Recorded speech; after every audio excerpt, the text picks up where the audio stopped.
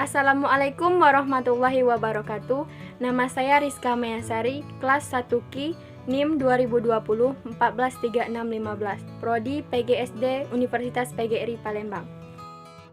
Di sini saya akan menjelaskan materi yang bertema toleransi antar umat beragama.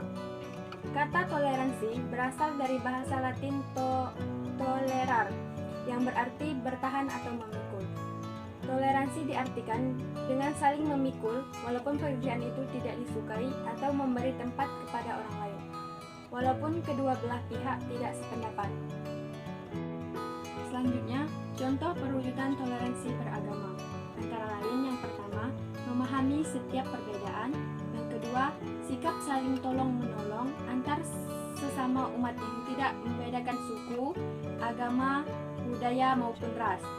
Yang ketiga, rasa saling menghormati serta menghargai antar sesama umat manusia.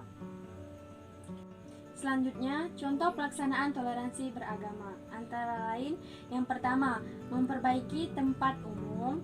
Yang kedua, kerja bakti membersihkan jalan desa. Yang ketiga, membantu korban kecelakaan lalu lintas. Dan yang keempat, menolong orang yang terkena musibah atau korban bencana alam. Berikut adalah salah satu contoh permasalahan intoleransi yang terjadi di Indonesia.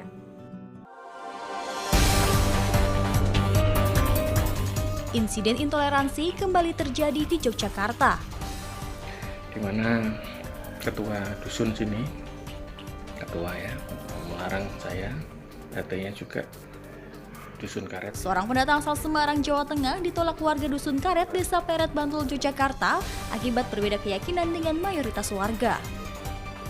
Sebagai pendatang, Slamet Jumiarto awalnya memilih untuk menyewa rumah di dusun tersebut karena lebih terjangkau.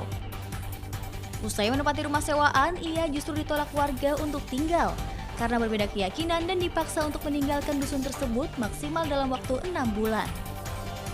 Slamet yang menyewa rumah lewat jasa perantara ini tak mengetahui adanya larangan non-muslim tinggal di dusun tersebut.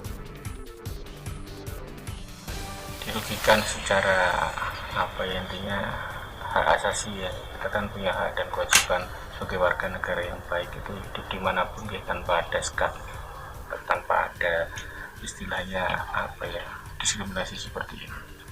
Ya itu saja, merasa hak saya ini sebagai warga negara kayak dirampas begitu.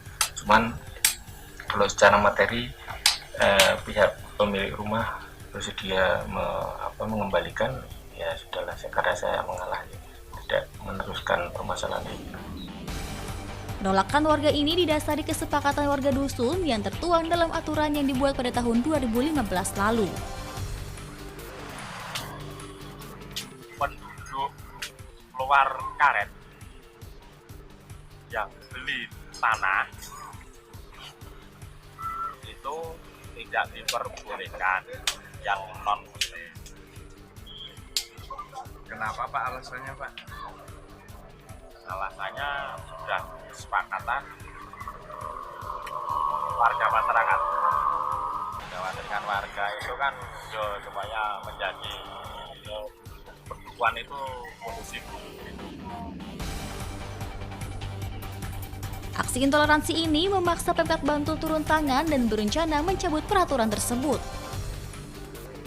Tadi ya awalnya yaitu tadi bahwa yang non muslim dilarang karena ada aturannya, maka aturannya sudah dicek, dilihat itu melanggar hukum itu.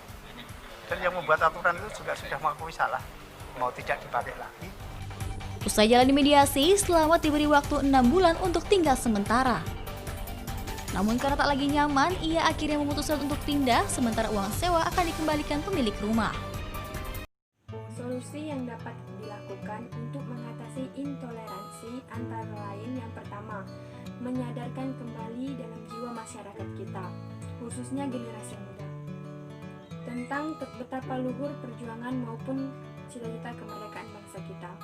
Yang kedua, menyadarkan segenap lapisan masyarakat kita akan hakikat bangsa dan demokrasi yang niscaya tegak dan berkiprah di dalam keberagamaan dan niscaya terjalin dalam suatu hubungan simbiosis. Kesimpulan yang bisa diambil dari materi yang saya sampaikan adalah kesadaran akan pentingnya toleransi dalam kehidupan beragama.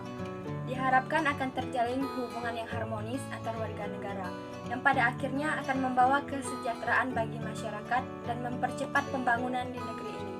Sekian dari saya akhiri. Wassalamualaikum warahmatullahi wabarakatuh.